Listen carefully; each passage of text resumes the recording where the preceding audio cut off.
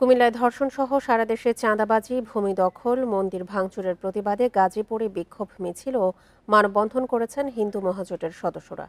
সকালে জেলা প্রশাসক কার্যালয়ের সামনে বাংলাদেশ জাতীয় হিন্দু মহাজোট ও ছাত্র মহাজোটের উদ্যোগে এই কর্মসূচি পালিত হয়েছে।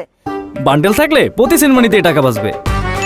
বিকাশ সেনমানি বান্ডেল কিনে জিতুন প্রতি লেনদেনে। এ সময় বক্তারা বলেন, অভিযুক্তদের দ্রুত আইনের আওতায় এনে দৃষ্টান্তমূলক শাস্তি নিশ্চিত করার পাশাপাশি সংখ্যালঘুদের অধিকার নিশ্চিতে সরকারকে সচেষ্ট হতে হবে।